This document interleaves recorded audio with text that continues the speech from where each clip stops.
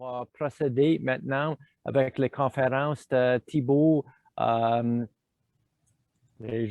André Alphonse, qui va parler de la fait des éclaircies, donc quelque chose d'autre qui est lié, suggéré comme une stratégie de lutter contre les changements climatiques. Donc, Thibault. Je vais vous partager mon écran. Vous me dites si vous voyez. Ok, super. Bien, bonjour à tous. Je m'appelle Thibault André Alphonse. Je suis étudiant à la maîtrise en biologie à l'ISFOR de Ripon. Je suis sous la direction de Frédéric Doyon et d'Audrey Maheu. Comme vous pouvez le voir, mon titre a un petit peu changé par rapport à celui que j'avais proposé, mais c'est plus d'ordre technique que d'ordre scientifique. Donc, mon projet, il cherche à comprendre comment les variations de surface terrestre résiduelle affectent la transpiration des érables rouges. Pour commencer, je vais vous faire une petite introduction rapide sur les changements climatiques. Donc, comme vous le savez tous, les changements climatiques au niveau global ou régional, ils entraînent des hausses de température, des hausses de sévérité, de durée de sécheresse, une hausse du nombre de jours consécutifs sans pluie. Et le dernier point aussi important à noter, c'est qu'il y a une augmentation du déficit de tension de vapeur, ou VPD, donc Vapor Pressure Deficit en anglais. Et ça, c'est dû au fait que les températures augmentent et ça va entraîner un assèchement de l'atmosphère. Ce n'est pas un paramètre négligeable. Donc les conséquences de toutes ces augmentations que je vous ai dit sur les forêts, c'est que ça va avoir des conséquences sur la ressource hydrique. Donc l'eau, elle sera moins disponible pour les arbres dans le sol. Ça va aussi en conséquence entraîner des hausses de compétition et des hausses de transpiration pour les arbres. Et des solutions qui peuvent être proposées pour lutter contre ces changements, ce sont par application de traitements sylvicoles. Donc ça peut être par des éclaircies ou par des coupes de jardinage. Et donc l'effet attendu, c'est qu'il y a une diminution de la compétition entre les arbres et donc une augmentation de la disponibilité de l'eau pour les arbres qui sont restants. Donc d'après ces informations que je viens de vous donner, il semble pertinent de mener une étude qui étudierait la transpiration des arbres et ainsi de pouvoir observer la réponse de ces arbres à des divers traitements sylvicoles. Avant d'entrer dans le vif du sujet, je vais vous présenter deux petits points que j'ai développés dans mon étude. Donc, le premier point que je vais vous présenter c'est le flux de sève. Donc, le flux de sève, il va être utilisé pour approximer la transpiration de nos arbres. Donc, c'est ce qui va nous intéresser dans cette présentation. Et l'autre point que nous avons aussi étudié, c'est la variation radiale. Et ça consiste à observer le flux de sève à différentes profondeurs dans le bois de biais d'un arbre. Donc maintenant, pour revenir à notre question principale, on s'est concentré sur les forêts tempérées mixtes à dominance feuillue. Et l'espèce qui nous a intéressé plus particulièrement, ce sont les érables rouges. Et la question que l'on s'est posée, on s'est demandé si une variation dans la surface terrestre résiduelle, si ça affectait l'accès à l'eau pour la transpiration de ces mêmes érables rouges. Et on avait une attente avant cette étude, c'est qu'on s'attendait à ce qu'il y ait une augmentation proportionnelle de notre flux de sève, donc de notre transpiration, en fonction de la surface terrestre résiduelle. Donc, on s'attendait à ce que si on a une grande surface terrestre résiduelle, on ait des valeurs de densité de flux de sève qui soient plus basses que quand on a une petite surface terrestre résiduelle. Pour notre étude, elle a été menée dans le parc régional de la forêt de Drummond, aux abords de la localité de Drummondville, et elle prend place dans le dispositif Sylvadat, où il y a différentes études qui sont en cours de réalisation. Pour mon étude, nous avons sélectionné trois sites de ce dispositif Sylvadat. Dans chacun de ces sites, nous avons sélectionné 3 parcelles, ce qui nous amène à 9 parcelles. Et dans chacune de ces parcelles, nous avons sélectionné 2 érables rouges, ce qui nous amène à 18 arbres. Vous avez ici une petite représentation schématique de nos parcelles. Donc le point technique que je voulais vous dire, c'est que l'objectif, lorsqu'il y a eu les interventions forestières, c'était d'obtenir une surface terrestre résiduelle précise. Donc pour la première parcelle, nous avons obtenu une surface résiduelle de 20 m² par hectare, le 12,5 m² par hectare, et la dernière, 6,5 m² par hectare. À noter que les interventions elles ont été réalisées durant l'hiver 2020, et ça pourrait être un point de discussion pour la suite. Donc, pour la mesure de la densité de flux de sève, c'est assez simple. Nous avons équipé nos érables rouges de capteurs de flux de sève. Donc, nos capteurs de flux de sève, ils ont été basés sur le design de Monsieur Granier. Donc, c'est assez simple. Vous l'avez ici, c'est une représentation schématique.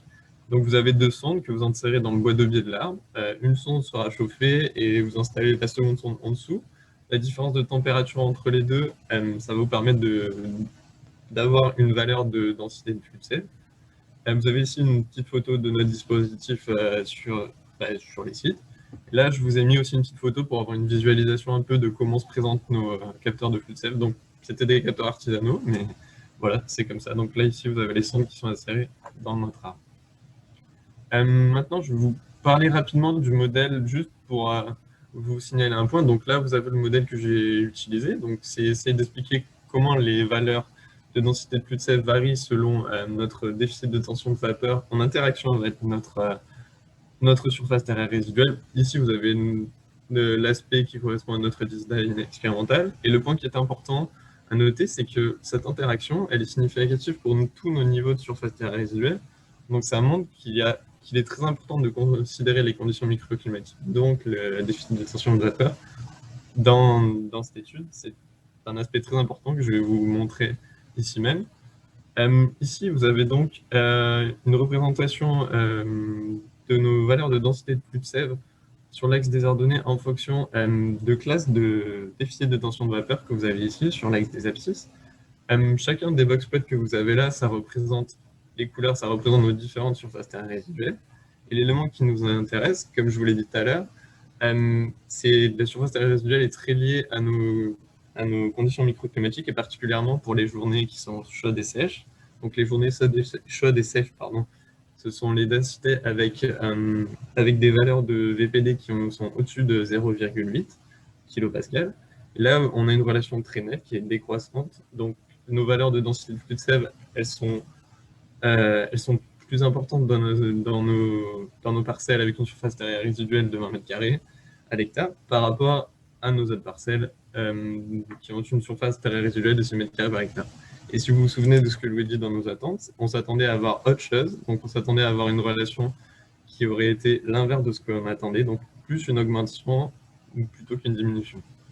L'autre aspect important que nous avons remarqué, c'est que ces résultats-là, il est difficile de les généraliser pour l'ensemble de nos sites. Donc ici, vous avez une représentation de nos données observées par site. Donc vous avez les 3 sites que j'ai étudiés ici. Et là, ce qu'on peut voir, c'est qu'il est impossible de généraliser l'effet de la surface terraire résiduelle sur les données sur les valeurs de densité de flux de sève. Donc, vous pouvez voir au premier site, il est impossible de faire ressortir quelque chose. L'ensemble des données sont à peu près similaires. Mais là, on peut voir que sur notre deuxième site, il y a les valeurs de densité de flux de sève qui correspondent aux parcelles avec 12,5 m² par hectare de surface terraire résiduelle qui ressortent, alors que dans notre troisième site, ce sont les valeurs de densité de flux de sève des parcelles de surface terraire résiduelle de 20 m² qui ressortent.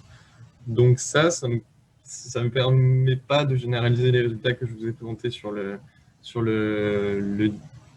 graphique précédent. Donc, pour en faire une petite conclusion, de faire un petit résumé par rapport à notre question principale. Donc, est-ce qu'une variation de la surface terrestre affecterait-elle l'accès à l'eau pour la transpiration chez la rouge? Donc oui, apparemment ça l'affecterait, mais pas de la manière dont laquelle on s'attendait. Donc, ce que l'on pourrait dire, c'est qu'il y aurait donc une diminution de la surface, une diminution de la transpiration en fonction de la surface terrestre résiduelle lors des journées chaudes et sèches. Donc, comme je vous l'ai montré, c'était une relation qui était plutôt décroissante, alors qu'on s'attendait à ce qu'il y ait une relation plutôt croissante. Et l'autre point, c'est que l'effet sur la transpiration, on ne peut pas le prévoir. Donc, vu qu'on ne peut pas le prévoir, il est différent selon la surface terrestre résiduelle atteinte, mais aussi selon notre type d'étude. Maintenant, je vais essayer d'apporter quelques petits points de discussion. Comme je vous l'ai dit, les interventions forestières, elles ont été réalisées durant l'hiver 2020. Moi, j'ai réalisé ma période d'échantillonnage à partir de mi-juin jusqu'à la fin août. Et ce que j'ai pu observer pendant cette période, c'est qu'il y a eu une très très forte régénération, comme vous pouvez le voir ici. Et ça peut être un aspect qui peut être discuté, parce que la forte augmentation du sous-bois forestier, ça pourrait entraîner une augmentation de la compétition pour l'eau, donc ce qui pourrait peut-être expliquer les résultats qu'on a. Et l'autre point, c'est le fait d'ouvrir la canopée. Donc ça va forcément augmenter l'exposition des sols au rayonnement solaire et de ce fait augmenter les vapeurs de transpiration des sols et de la tension hydrique. Donc ça, ce sont 2 points de discussion que j'aborde, mais si vous avez d'autres idées qui pourraient expliquer ces résultats, n'hésitez pas, je suis preneur de toutes les idées possibles. Je vous remercie de votre attention et si vous avez d'autres questions ou si vous souhaitez me contacter, vous avez mon adresse mail ici. Merci beaucoup. Excellent. Merci, Thibault. C'est très intéressant. Comme mentionné avant, on va garder les questions pour la fin.